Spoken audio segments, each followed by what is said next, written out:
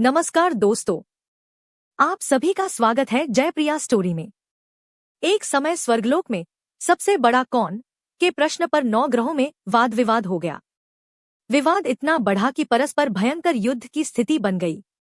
निर्णय के लिए सभी देवता देवराज इंद्र के पास पहुंचे और बोले, हे देवराज, आपको निर्णय करना होगा कि हम में से सबसे बड़ा कौन है। देवताओं का प्रश्न सुनकर देवराज इंद्र उलझन में पड़ गए। इंद्र बोले, मैं इस प्रश्न का उत्तर देने में असमर्थ हूँ। हम सभी पृथ्वीलोक में उज्जैनी नगरी में राजा विक्रमादित्य के पास चलते हैं। देवराज इंद्र सहित सभी ग्रह देवता उज्जैनी नगरी पहुंचे।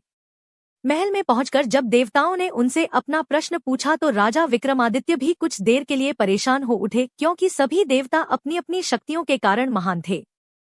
किसी को भी छोटा या बड़ा कह देने से उनके क्रोध के प्रकोप से भयंकर हानि पहुंच सकती थी। अचानक राजा विक्रमादित्य को एक उपाय सूझा और उन्होंने विभिन्न धातुओं स्वर्ण, रजत, चांदी, कांसा, ताम्र, तांबा, सीसा, रांगा, जस्ता, अभ्रक व लोहे के 9 आसन बनवाए। धातुओं के गुणों के अनुसार सभी आसनों को एक दूसरे के पीछे रखवाकर उन्होंने देवताओं को अपने अपने सिंहासन पर बैठने को कहा। देवताओं के बैठने के बाद राजा विक्रमादित्य ने कहा, आपका निर्णय तो स्वयं हो गया। जो सबसे पहले सिंहासन पर विराजमान है वही सबसे बड़ा है। राजा विक्रमादित्य के निर्णय को सुनकर शनि देवता ने सबसे पीछे आसन पर बैठने के कारण अपने को छोटा जानकर क्रोधित होकर कहा, राजा विक्रमादित्य, तुमने मुझे सबसे पीछे बैठाकर मेरा अपमान किया है।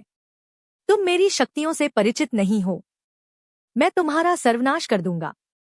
शनि ने कहा, सूर्य एक राशि पर 1 महीने, चंद्रमा 2.25 दिन, मंगल 1.5 महीने, बुध और शुक्र 1 महीने, बृहस्पति 13 महीने रहते हैं, लेकिन मैं किसी राशि पर 7.5 वर्ष 7.5 तक रहता हूँ। बड़े बड़े देवताओं को मैंने अपने प्रकोप से पीड़ित किया है। राम को 7.5 के कारण ही वन में जाकर रहना पड़ा और रावण को 7.5 के कारण ही युद्ध में मृत्यु का शिकार बनना पड़ा। राजा, अब तू भी मेरे प्रकोप से नहीं बच सकेगा।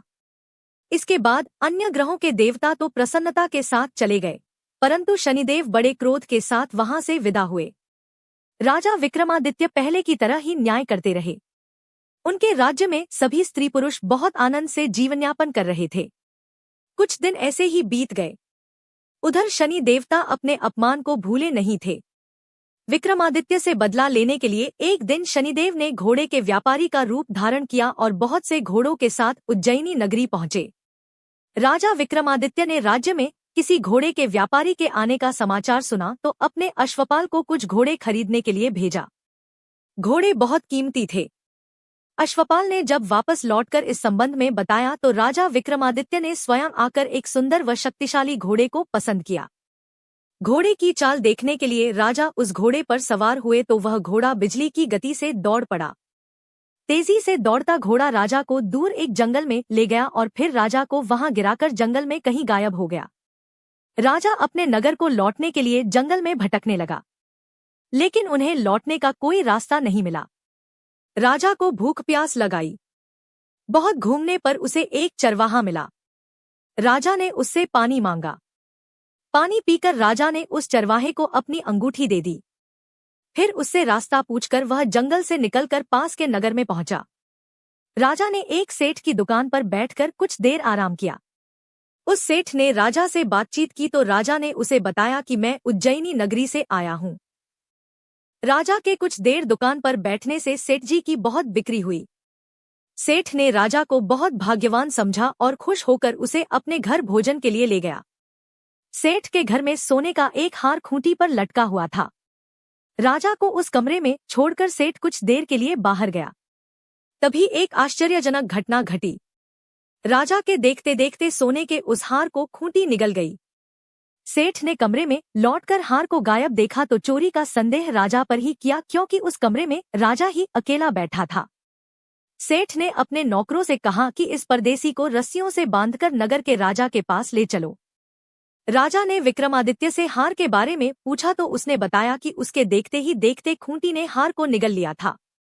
इस पर राजा ने क्रोधित होकर चोरी करने के अपराध में विक्रमादित्य के हाथ पांव काटने का आदेश दे दिया। राजा विक्रमादित्य के हाथ पांव काटकर उसे नगर की सड़क पर छोड़ दिया गया। कुछ दिन बाद एक तेली उसे उठाकर अपने घर ले गया और उसे अपने कोल्हू पर बैठा दिया। राजा आवाज देकर बैलों को हाँकता रहता। इस तरह तेली का बैल चलता रहा और राजा को भोजन मिलता रहा। शनि के प्रकोप की 7.5 पूरी होने पर वर्षा ऋतु प्रारंभ हुई। राजा विक्रमादित्य एक रात मेघ मल्हार गा रहा था कि तभी नगर के राजा की लड़की राजकुमारी मोहिनी रथ पर सवार उस तेली के घर के पास से गुजरी। उसने मेघ मल्हार सुना तो उसे बहुत अच्छा लगा और दासी को भेजकर गाने वाले को बुला लाने को कहा। दासी ने लौटकर राजकुमारी को अपंग राजा के बारे में सब कुछ बता दिया। राजकुमारी उसके मेघ मल्हार से बहुत मोहित हुई। अतः उसने सब कुछ जानकर भी अपंग राजा से विवाह करने का निश्चय कर लिया। राजकुमारी ने अपने माता पिता से जब यह बात कही तो वे हैरान रह गए। रानी ने मोहिनी को समझाया, बेटी, तेरे भाग्य में तो किसी राजा की रानी होना लिखा है, फिर तू उस अपंग से विवाह करके अपने पांव पर कुल्हाड़ी क्यों मार रही है। राजकुमारी ने अपनी जिद नहीं छोड़ी। अपनी जिद पूरी कराने के लिए उसने भोजन करना छोड़ दिया और प्राण त्याग देने का निश्चय कर लिया। आखिर राजा रानी को विवश होकर अपंग विक्रमादित्य से राजकुमारी का विवाह करना पड़ा। विवाह के बाद राजा विक्रमादित्य और राजकुमारी तेली के घर में रहने लगे। उसी रात स्वप्न में शनिदेव ने राजा से कहा, राजा, तुमने मेरा प्रकोप देख लिया। मैंने तुम्हें अपने अपमान का दंड दिया है। राजा ने शनिदेव से क्षमा करने को कहा और प्रार्थना की, हे शनिदेव, आपने जितना दुख मुझे दिया है अन्य किसी को न देना। शनिदेव ने कुछ सोचकर कहा, राजा, मैं तुम्हारी प्रार्थना स्वीकार करता हूँ। जो कोई स्त्री पुरुष मेरी पूजा करेगा, शनिवार को व्रत करके मेरी व्रत कथा सुनेगा, उस पर मेरी अनुकंपा बनी रहेगी। प्रातःकाल राजा विक्रमादित्य की नींद खुली तो अपने हाथ पांव देखकर राजा को बहुत खुशी हुई। उसने मन ही मन शनिदेव को प्रणाम किया। राजकुमारी भी राजा के हाथ पांव सही सलामत देखकर आश्चर्य में डूब गई।